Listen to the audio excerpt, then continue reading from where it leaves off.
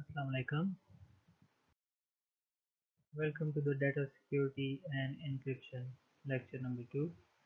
This is actually the second part of first lecture that we conducted yesterday, computer and network security.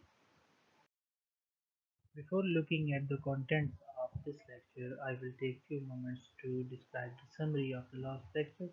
In last lecture, we started our uh, subject with the formal definition of computer security concepts. In the definition, we learned about three fundamental concepts of network security. The first one was confidentiality, the second one was integrity, and third was availability. So this was called the CIA triad. The next thing we learned in the first lecture was OSI security architecture. This is a basic guideline that tells us how we can apply a security service if there is any attack on our system. We conducted the lecture by ending it learning about few security attacks. There were two common types of attacks, active attacks and passive attacks, and we briefly looked at their subtypes in that lecture.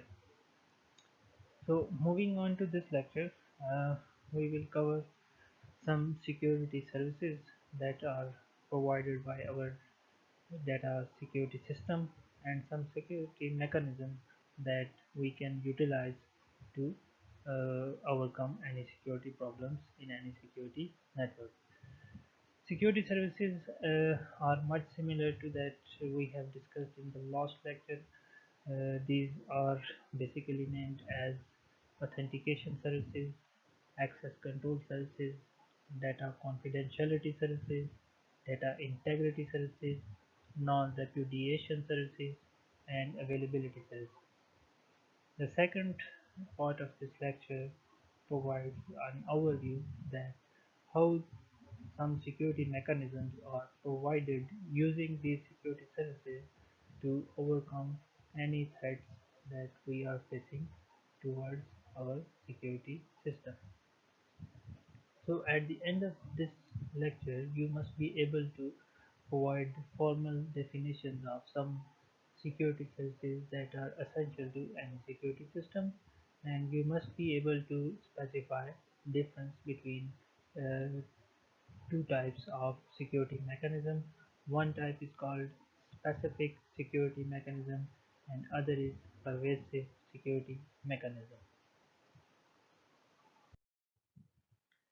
So let's move to the formal definition of security services. What is a security service? It is defined by the two standards that we are going to follow in this uh, semester, X800 and RFC 4909. So X800 definition is a service provided by a protocol layer of communicating open system and that ensures the adequate security of system or data transfer. However, the definition by RFC 4909 is much better in understanding. It is defined as a service processing or communication service provided by a system to give a specific kind of protection to any system resource. So, before going to the detail of security services, uh, let's define what actually a security service does. A security service implements some security policies and it is implemented by a security mechanism that we are going to discuss in the next part of this lecture. So here are some security services. The standard we are using X800 divides these services into 5 categories and 14 services. These are services provided in the centralized uh, style in this picture. The number one service is authentication services, and the number two is access control, data confidentiality, and the two services are provided on the next slide are called non-repudiation and data integrity services. So let's have a brief look at these services. Number one is authentication. As you are now well aware that authentication assures that the communicating entity is that one it claims to be. That means you must be able to identify source of any entity that is participating in an communication. So there are two subtypes of authentication. Number one is peer entity authentication and number two is data origin authentication. In the peer entity authentication, it is used in an association with a logical connection to provide confidence in the identity of entities. And in the data origin authentication, in a connectionless transfer, provide assurance that the source of received data is claimed. In this, it is very easy to understand the data origin authentication. That means your system must be able to assure that any data in your network is originated from an authenticated source and that source can be traced in your network. In peer entity authentication, your system must be able to identify that the two entities that are creating a connection between themselves, they must be able to be identified in your network. It is if you are not able to identify any of the connection participating in your network, then your authentication service may fail. Moving on to the access control, as the name suggests, it provides the prevention of unauthorized use of resources. The service control who can have access to a resource, under what condition access can occur, and those accessing the resource are allowed. Access control usually defines that what end user has an access and the participating entity can use the resources or at what level they can use the resources and what access level is provided to them. Data confidentiality services is the next. There are certain types of data confidentiality, and data confidentiality means the protection of data from unauthorized disclosure. So number one is connection confidentiality. That means in any communication, your connection must be protected. That means your all the data communicated on your connection between yourself and your user must be protected on a connection. Connectionless confidentiality is similar to connection confidentiality, but it is without the connection. It is similar to it applies all the protection to user data in single data block. That means you do not require a constant connection between entities.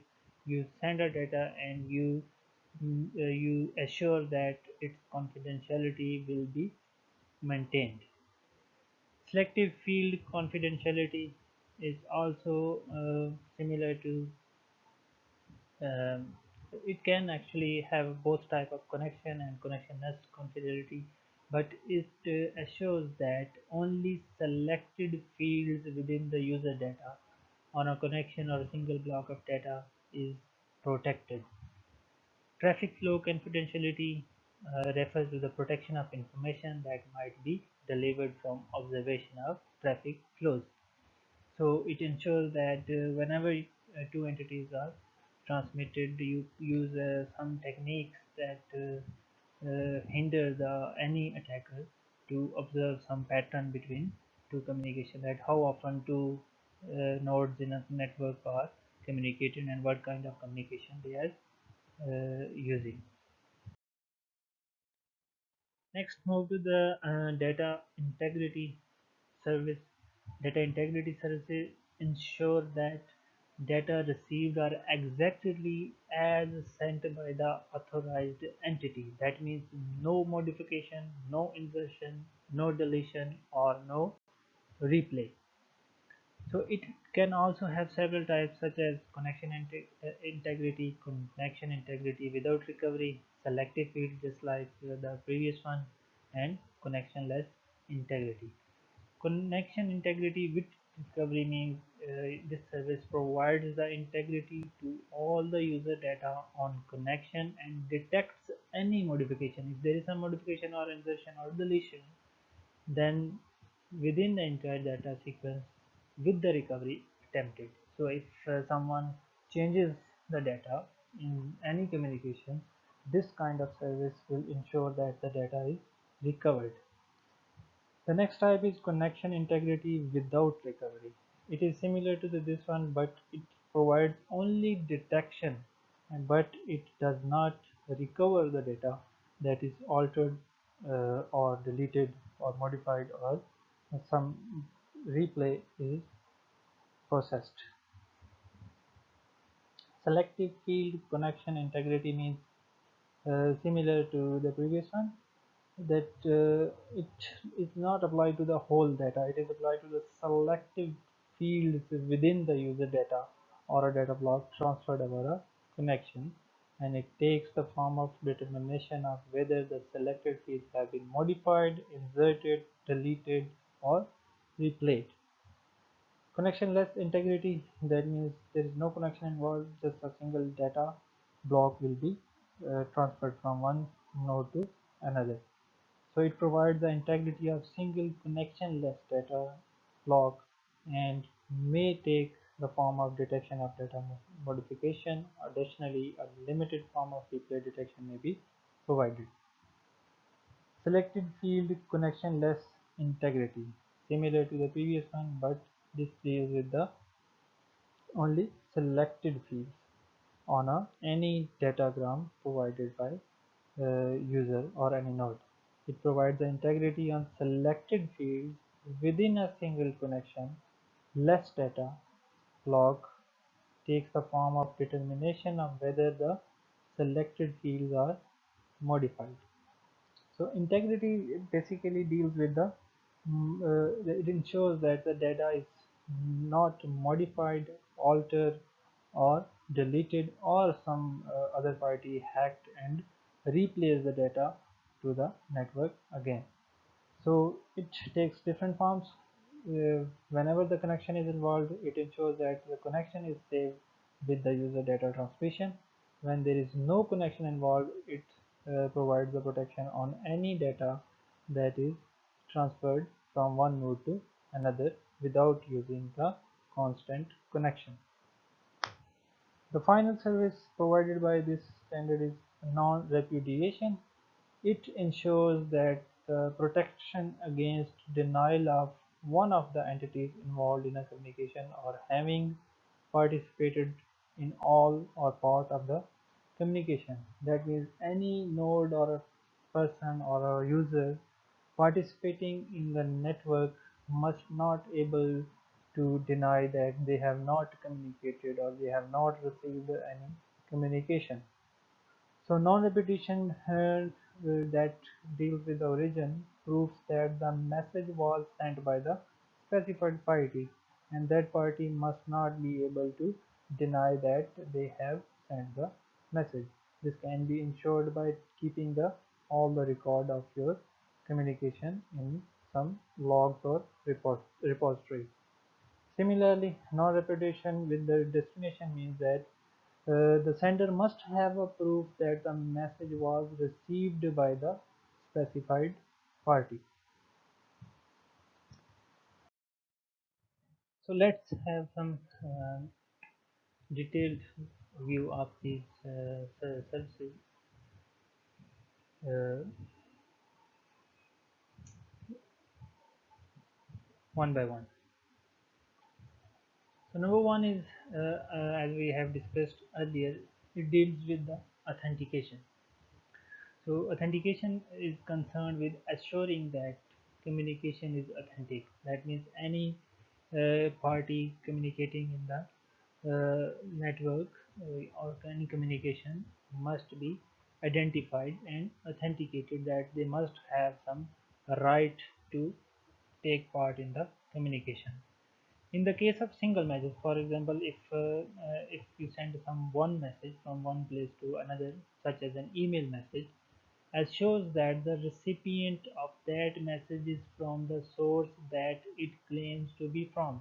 For example, you should not be able to send the message from an unknown email ID or unknown IP address of a system. If your system is able to not detect such kind of actions, then your system has some weak security mechanism. So this was the case for the single message. In case of ongoing interaction, your authentication service must assure that the two entities are authentic and that the connection is not interfered within such a way that the third party can masquerade as one of the two legitimate parties. It means that to ensure that the connection is safe enough and two parties are authenticated to take part in the communication, and no third party should be able to act as a legal party. That means no party should be able to gain access to your communication network. So there are two specific authentication services defined in X800 standard. Number one was peer entity authentication, and number two was data origin authentication. As I have described earlier, peer entity authentication provides the information of the identity of the peer entity in an association. Two entities are considered to be peers if they implement the same protocol. For example, if they are implementing the TCP/IP or UDP protocol, they are considered to be peers of each other in the same network.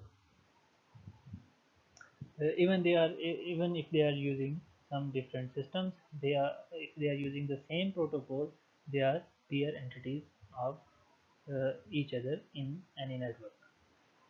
Peer entity authentication also provides some kind of establishment during the data transfer phase of connection. It provides confidence that the entity is not performing either masquerading or some kind of unauthorized replay in the previous connection. That means uh,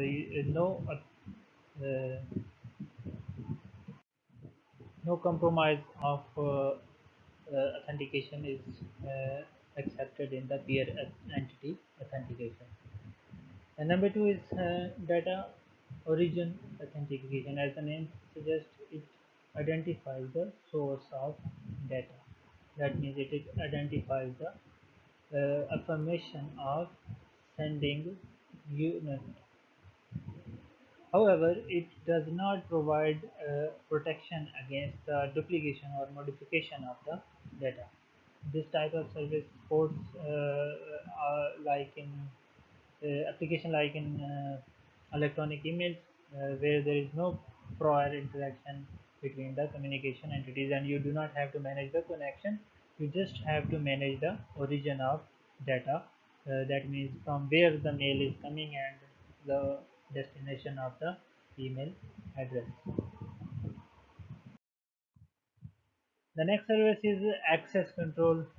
Access control is the ability to limit and control the access to our system. That means only the authenticated parties must be able to access your system using any communication links.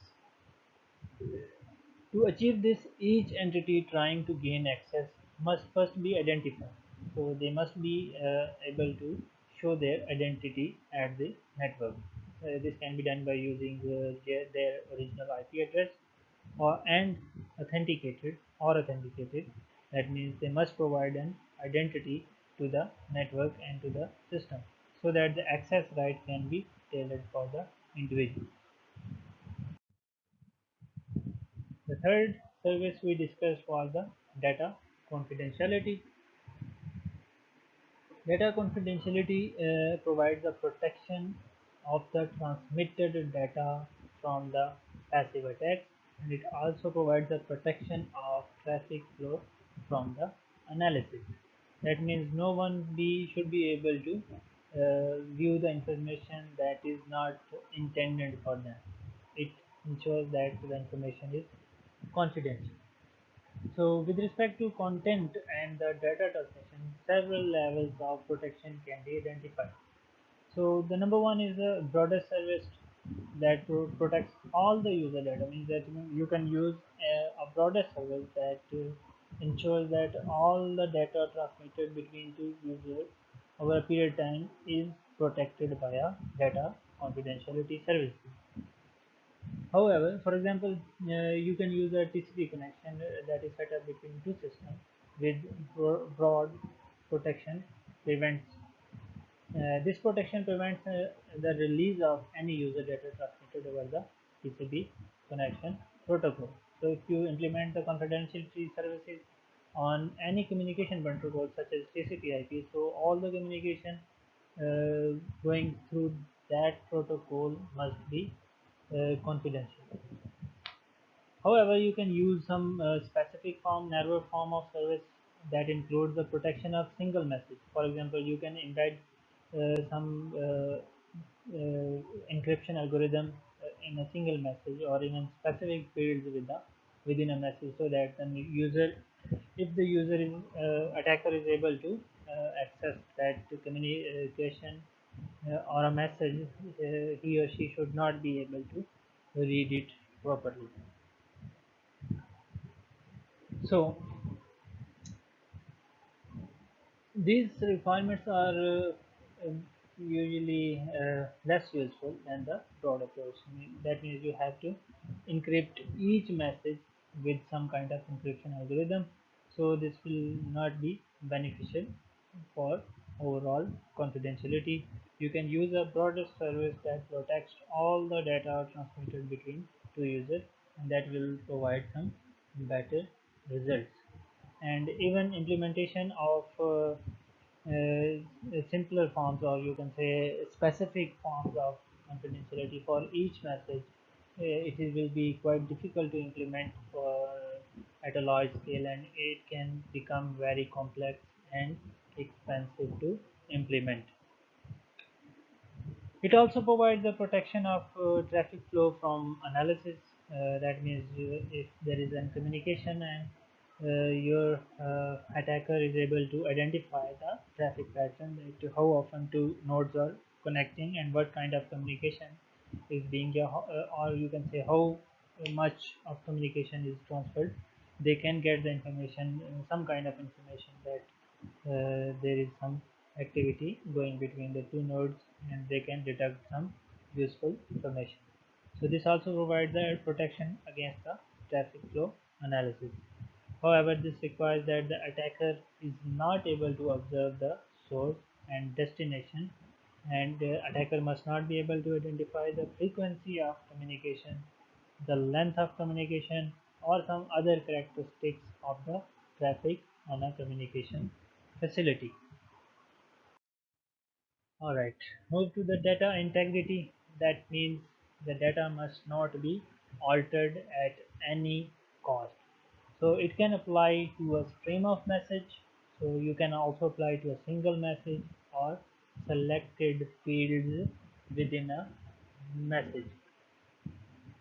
Again, the most useful and straightforward will be applying to the broader concept like total streams of messages. It will be very difficult to apply on single messages or single field selected field messages. So, connection, there's a couple of types of data integrity services. One was connection in oriented integrity service that deals with the stream of messages, and it assures that the messages are received as sent with no duplication, insertion, modification, reordering, or replace. In this kind of communication, the destruction of data is also covered under this service. That means if you protect or you integrate the connections for your data integrity, you also cover the destruction of data in this service. So thus the connection oriented integrity service address both messages of the string modification and denial of the service attack. That means you also secure your messages and your connection between the hosts. The next one is a connectionless integrity services that deals with the individual messages without regard to any larger context. That means there is no constant communication between two nodes, and you have to provide integrity of a single sent message from source to destination. It generally provides a protection against message modification only. So it ensures that the message is transferred from one place to another. So we can make the distinction between the service with and without the recovery. So there were two types of services that one was ensuring the recovery and other was that does not ensure the recovery, because the integrity service relates to the active attacks. We are concerned with the detection rather than reporting the violation, sorry, rather than uh, prevention. So active attacks are very much likely to happen. So it is very essential to detect them, and then the prevention mechanism is provided. So if a violation of integrity is detected, then the service may simply you can say find out the violation and report to some software or some developer. So the developer or the software initiates some process to recover the modified data. So uh, the incorporation of automated recovery mechanism is also favorable, but it is very difficult to implement the automated recovery services for your data. The next one is non-repudiation. It is very simple to understand that if you send a message, you must be registered on the server that you have sent the message. And if you send the message to your friend, your friend must not be able to deny that you have sent the message, and you must have the receipt that your sender has received the message. So non-repudiation services prevent either sender or receiver from denying a transmitted message. So when a message is sent, the receiver can prove that the alleged sender in fact is sent the message. So when a message is received, the sender can prove that the alleged receiver in fact has received the message. So it works in the both ways for the sender and the receiver, that no party should deny that they have participated in the communication. This can be done by maintaining the records or the log files of your communication. Finally, the availability service, and the availability service protects the system to ensure this availability. So the standard we are using X800 and RFC 4909, so sorry, 4949 defines the availability as a property of system or system resource to be accessible and usable whenever an authorized user demands them, and they must provide services according to the performance specification for the system. So that ensures that the system is available whenever an authorized user requests for some kind of processing. So if you attack the system, um, the for example, the common type of attack is to deface the availability. It's denial of the service attack, that you bombard the system from an illegal source so that the legal sources are denied access to the system. So a variety of attacks can result in loss of reduction in availability. Some of these attacks can be severe one, and some are easy one. Some can be covered with automated countermeasures, such as you have seen a number of check boxes such as CAPTCHA and other Google CAPTCHA, different types of images or textual captchas that ensure that this, you uh, do not bombard the system with number of login attempts from any website. So this is one common type of availability service which prevents the denial of service attacks. However, there can be certain other parameters that are needed to ensure the availability service. So it can also be done by providing authentication and encryption, that you encrypt the information that is and you authenticate that it is coming from authenticated source, so that also enhance the availability service. However, when attack is conducted and your system is compromised, there is some sort of physical action is required to prevent and recover loss of availability. For example, you have to take the system offline for a while so that you can find out the root cause of the attack and then make it online again after specifying some recovery mechanism. So it depends on the proper management and control of the system resources, and thus depends on the access control services. So it is closely linked with the access control services, that only the authenticated parties or the parties which have the access to access any system resource must be allowed to enter in the system. So these were some services. These can be uh, embedded with some security mechanism to enhance the security of the system. The mechanism are also divided into those that are implemented to the specific security task, or they can be progressive that can be implemented throughout the security system. So these types of mechanism can be implemented to a specific protocol layer, such as you can implement it in the TCP layer or an application layer or a transmission layer. And those who are not specific, they are particular. They are not. There is no restriction that you have to implement it in any particular layer. You can implement it on the whole system to provide the security service. So these are some specific security mechanisms, and these are some pervasive security mechanisms. We will discuss in detail in the upcoming lectures.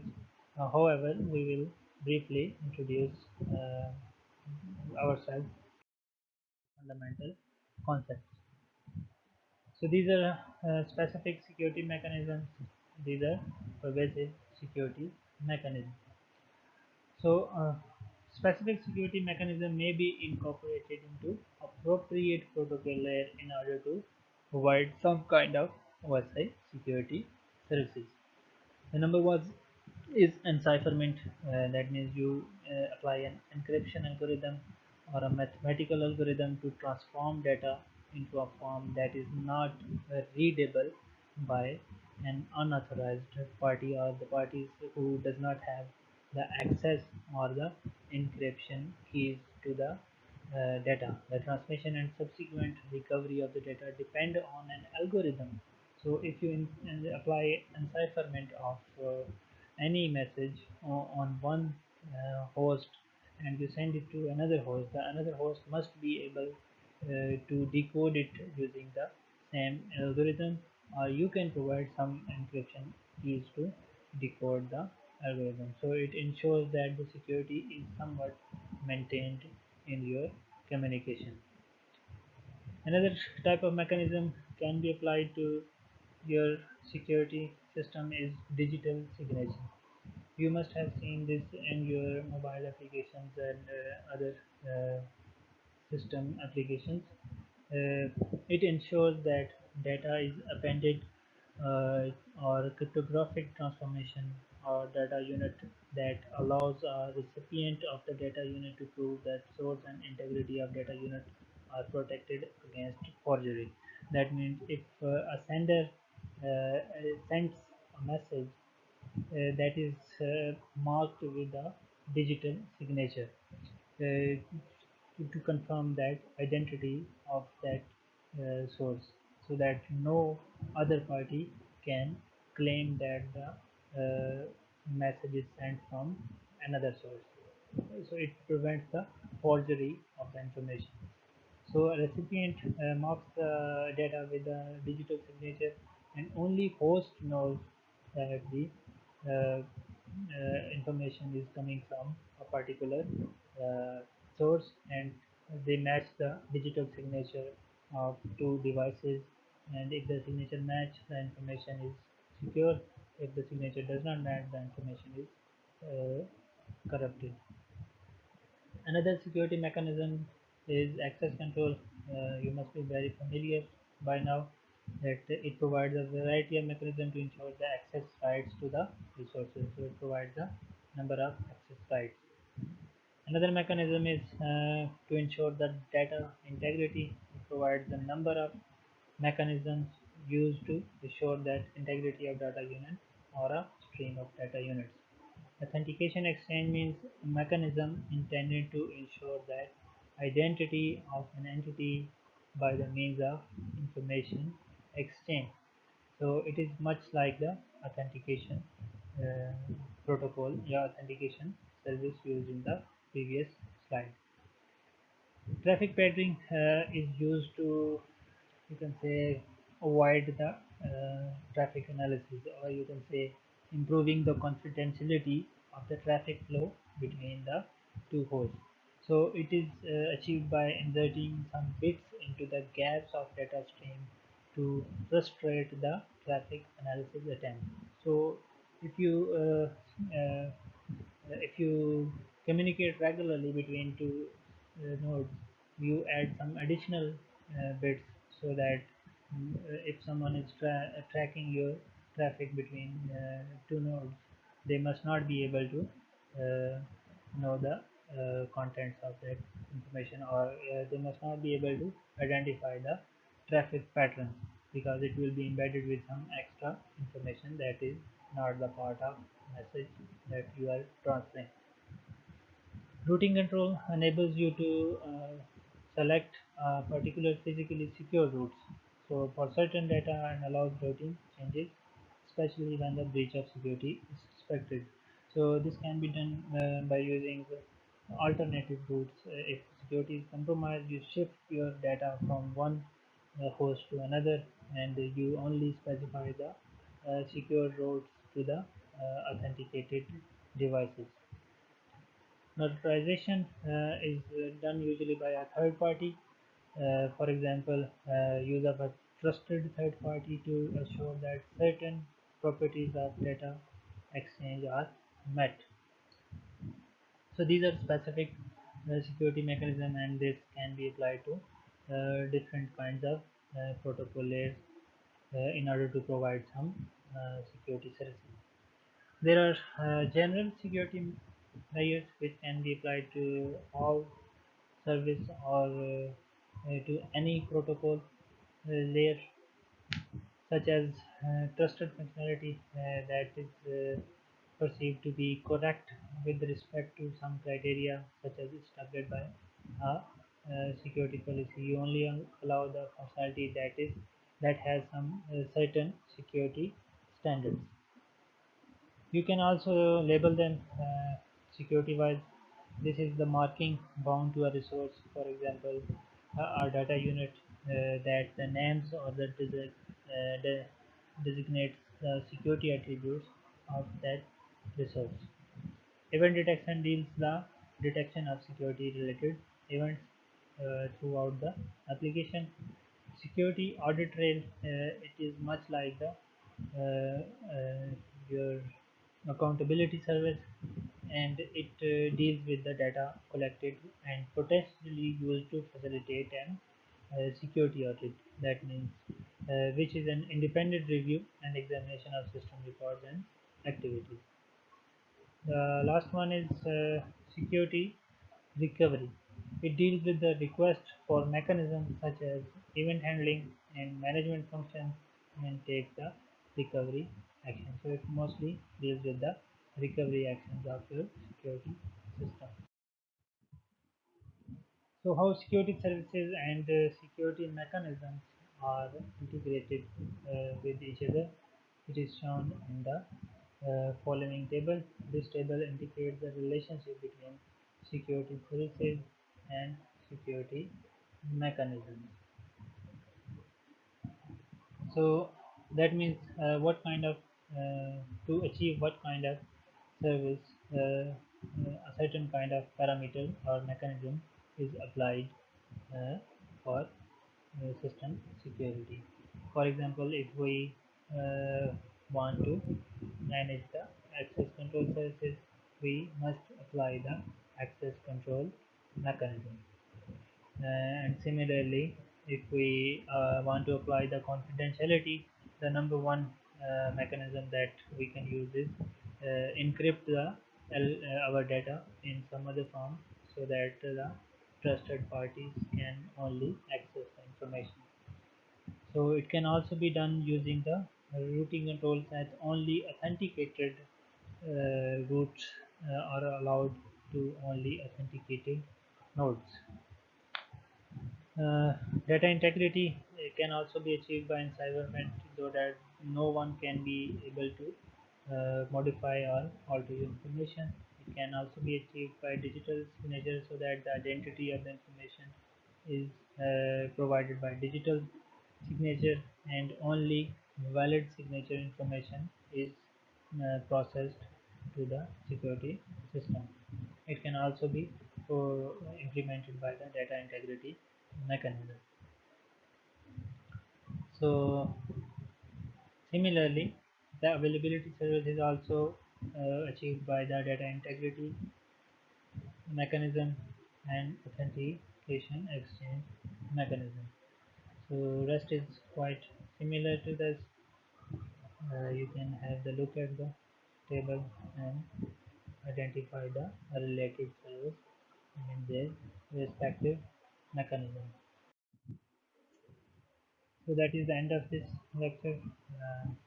We overviewed some security services such as authentication, access control, data confidentiality, data integrity, non-repudiation, and availability services. And we viewed some security mechanisms, that how a mechanism is applied to achieve any one of these services. So it is actually an overview of what we are going to do in this subject. So these are common security services, and some we have discussed some security mechanisms that will be applied to achieve this security services. Again, you can see that the CIA triad is quite evident. Data confidentiality is here, data integrity is here, and data availability is here, along with the non-repudiation deals with the accountability of your system, and access control and authentication are somewhat similar. This, this deals with the authenticity of your information and your computing devices. If you want to study more about it, you can look at the chapter 1 of cryptography and network security, principle and practice, 7th edition by William Stanley. Thank you very much. If you have any questions, you can ask me in the question and answer session.